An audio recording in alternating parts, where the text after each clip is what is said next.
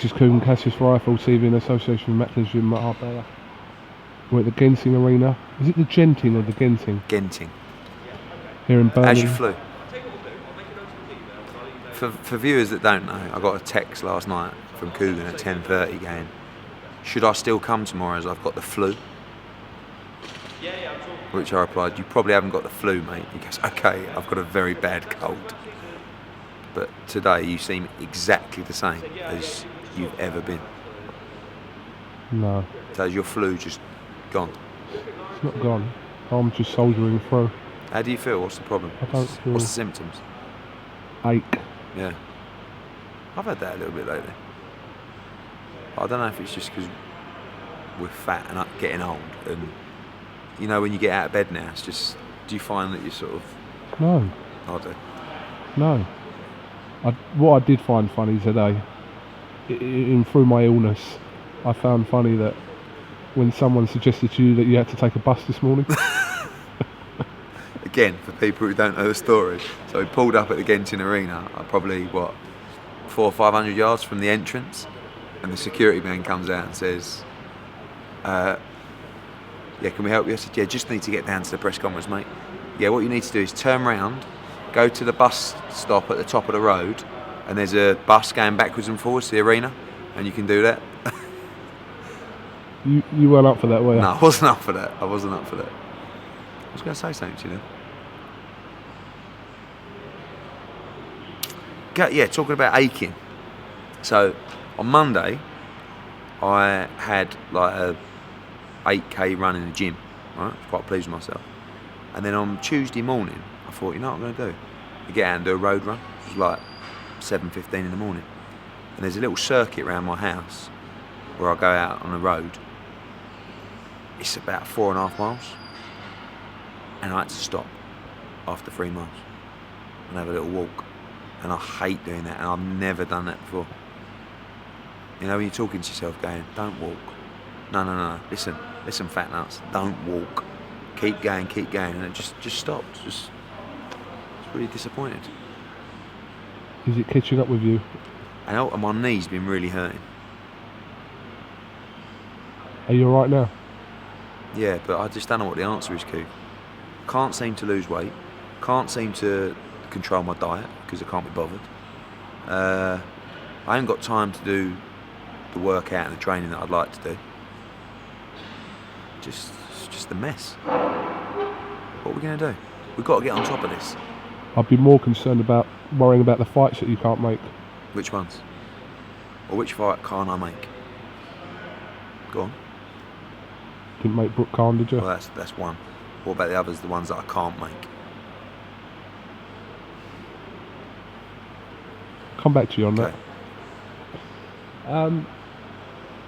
Birmingham this week. Yes.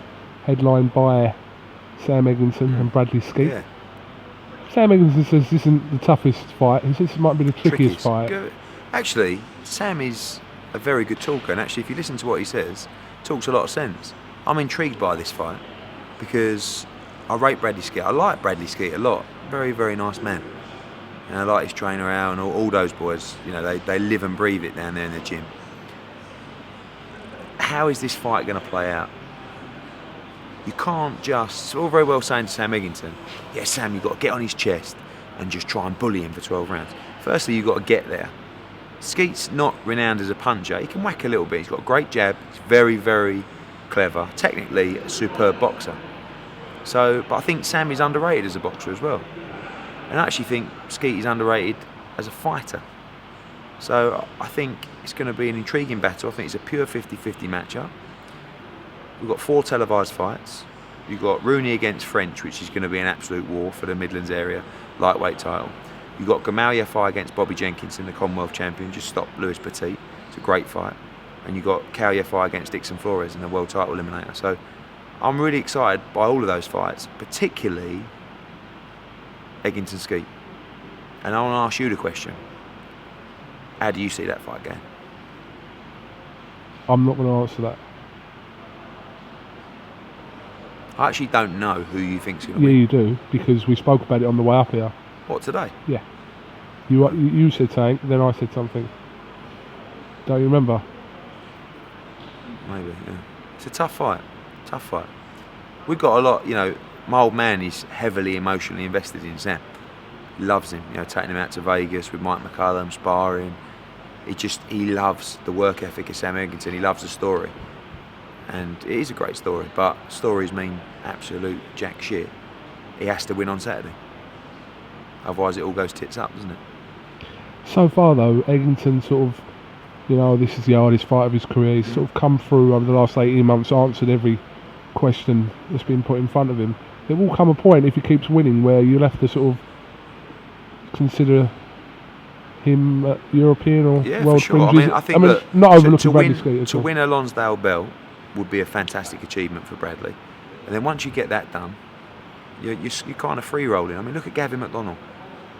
For him to win the British title was everything. Then he won a European, WBC silver, will be mandatory for the world title. You just got to keep improving and, just keep rolling on. And it's the same with Sam Egginton.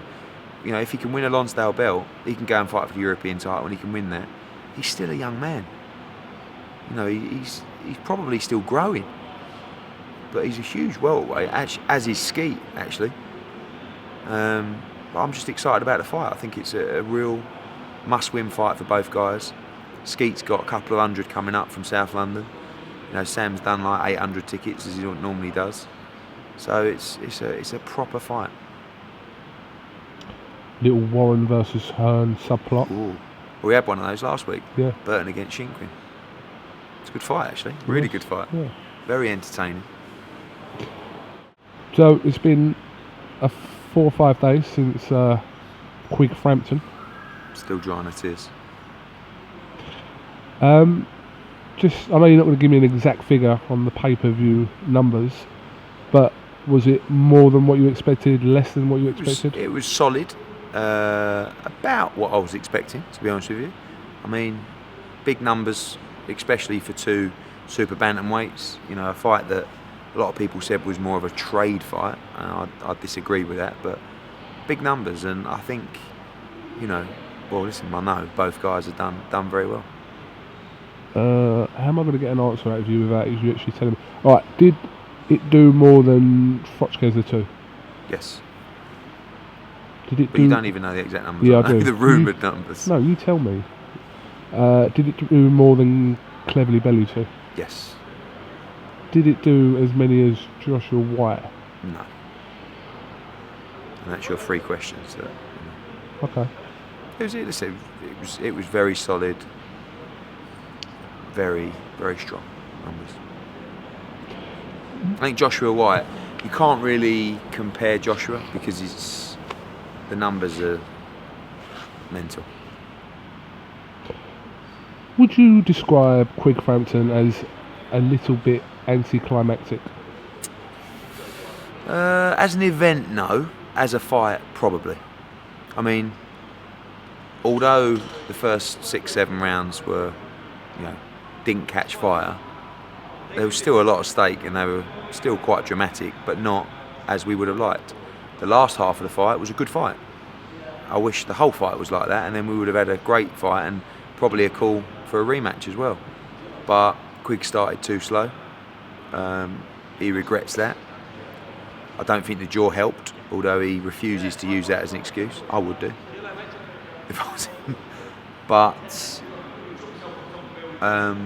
as an occasion, as an event, as a build-up, it exceeded expectations. As a fight, it probably didn't quite reach expectations.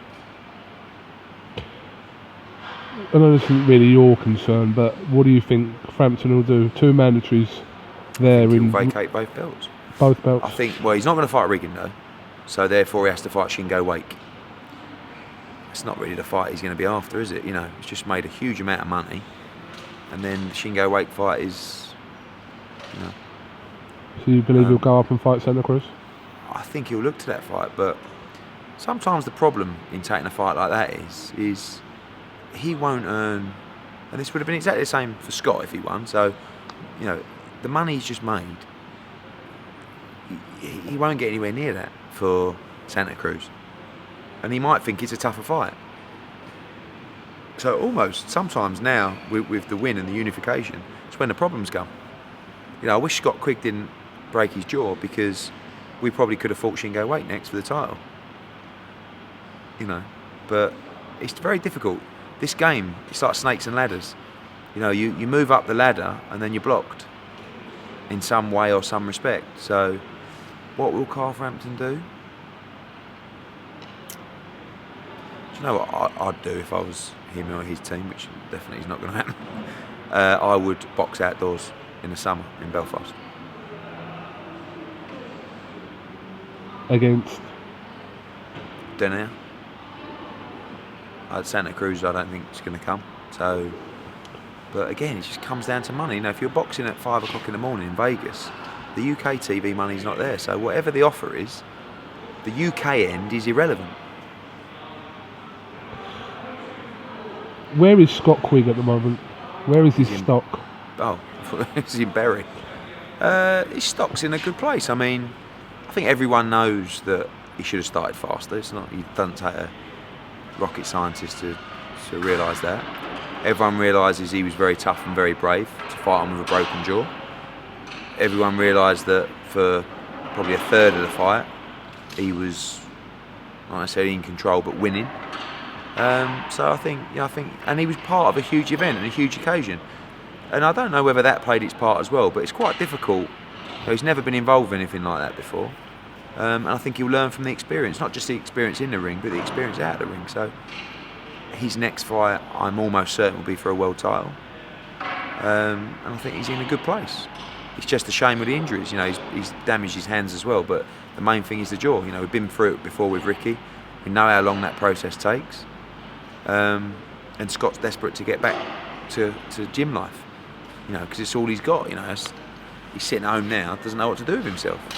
But he has to rest up the jaw and go from there. How long will his jaw take to heal? I think he'll fight again in about 6 months' time. 6 months. Okay.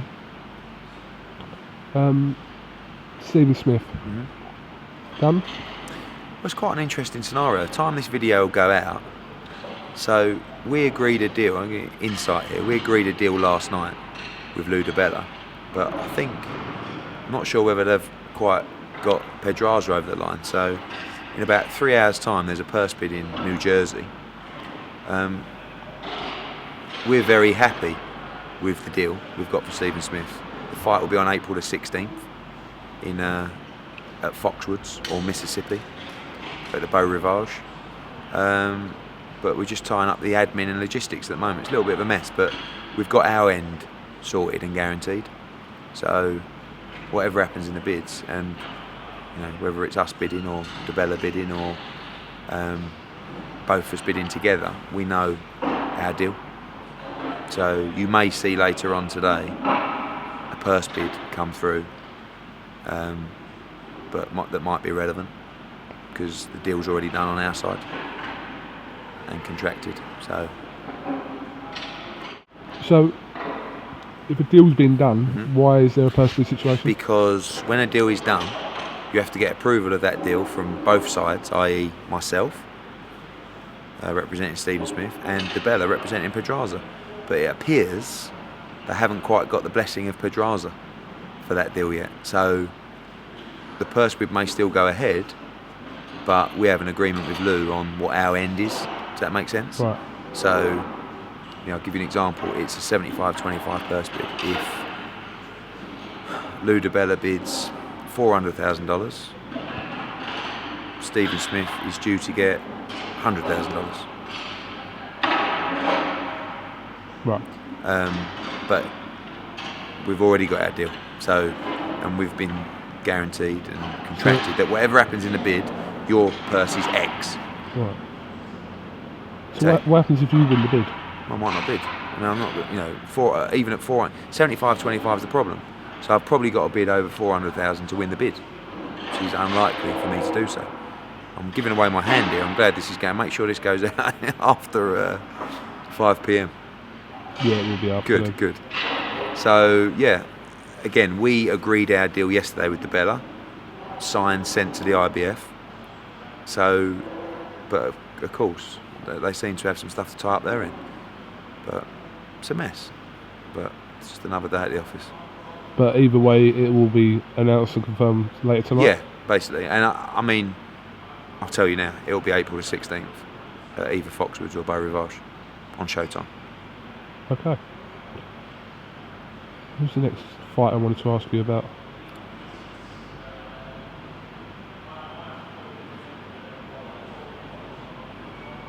I actually had a fighter in mind to ask you about. Callum, No. Warrington, Selby, DeGale, Quigg, McDonnell, No. Crolla. Crolla. Next week we'll announce his show, May the 7th in Manchester. Is it what we expect it to be? Yeah, I probably think it is, yeah. Okay. I think it'll be Ismael Barroso, the WBA World Lightweight title. Okay. Danger zone. A lot of people said that he weren't going to take that fight. Yeah, and actually, Crolla wants that fight, mainly for that reason. And we've got to fight. Listen, if I tried to pull every string under the sun to get out of that fight, could I do it? Maybe, but we're still going to have to fight him at some point, and Crolla's happy to fight him now.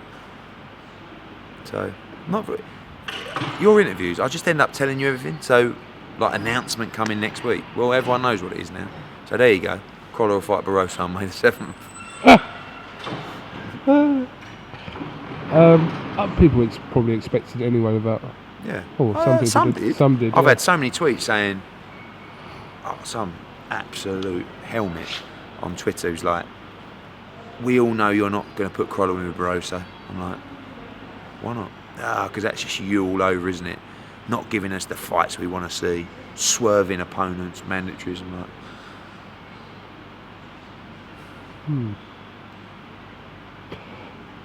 Hypothetically, if Quigg had beaten Frampton, God, I don't know what we would have done. would you have taken the Rigondeaux fight? Oh, 100%. That was definitely. We'd already spoke before. That was the fight we were going to take. We were ready for Rigondeaux. There was no turning back. No, probably not. Why? Because there's no money in it. I can't tell it, you know. And I know everyone, oh, well, what about fighting the best? Yes, I agree with you, but not for nothing. You know, just picture yourself, right? You're Carl Frampton. You've just earned X to fight Scott Quigg. You will earn at least 5 times less to fight Rigondeaux. So you're saying that if Quigg had won, he would have vacated both belts? Not necessarily. Not necessarily. You can't say there's any money in I'll be honest Quigg with you. versus Wake. No, but it's an easier fight. It's all about risk versus reward. I'm just being honest with you.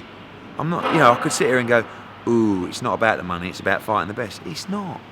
You know, of course we want to fight the best. Of course you want to beat the best. You have to get rewarded for it as well. These people have got advisors. They've got managers. They don't just let these people fight anyone. It's like me going to you and saying, you know, KUGAN, there's this other project right now. You know, don't worry about IFL. And I think this could, you know, it'd be wonderful for you to do. Everyone wants you to do it. The money's terrible, but you know, you go, no thanks. I'm all right doing what I'm doing. It's life, isn't it? It's not just sport. Why are you looking at me like? No, I'm just saying. So, can you understand? Like, so if Frampton vacates the WBA, which he will. Yeah. Okay, if he does, he hasn't done it yet. If he does, people will say to him, "You ducked him." You can understand why people would say that. Yeah. And the same with Quigg if he was to do it. But I hope the same people can understand why you're not fighting him. It's not that he's really good, which he is. There's no money in the fight. No one has heard of Rigondeaux. No broadcaster is interested in Rigondeaux. And I don't mean any disrespect. He's a genius. But I can't just give it to you any more plainer than that. If Rigondeaux was a huge draw with a network behind him and was a fight the public would see, do you think Frampton would fight him? Yes. Do you think Quigg would fight him? Yes, they're not afraid to fight these people. Okay. Well, you know more than me. But. That's the most sensible thing you've said. Alright, well listen, have you got anything else you want to tell us? Any updates on April 9th? On April the 9th, we will have probably 3 world title fights on the card, plus Brian Rose against Matthew Macklin, plus a debut of one of the most exciting young fighters I've ever seen, plus possibly George Groves, and probably another title fight, domestic title fight. 3 world title fights. Selby, Quite possibly Selby Hunter, McDonald, maybe. the Gal, Unlikely. your other world champion. Joshua Martin. Oh, obviously. Well, that's Yeah. 3 world title fights on the card. Joshua Martin's on there as well. No. Okay. Do you think you'll go to Wembley this summer? Could go there with Joshua's first defence.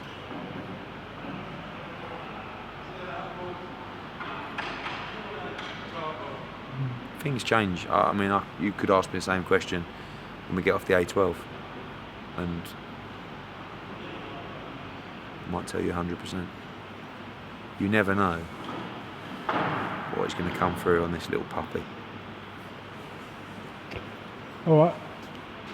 Eddie Hearn, thank you very much for talking to IFL TV. In the back, you've got to share the car with 3 Joshua sparring partners. 3? Yep. How's this going to work? Don't know, but they're all about 6'8". That means I'm being demoted to the backpack, am I? I hope so. But they'll be over the moon that you've got man flu, so you'll be spreading that around the motor. Be lovely. This is what I warned you about yesterday. Didn't think about it last night when you were mocking my text, did you? Come on. Let's go and get you some Beecham's. Thank you.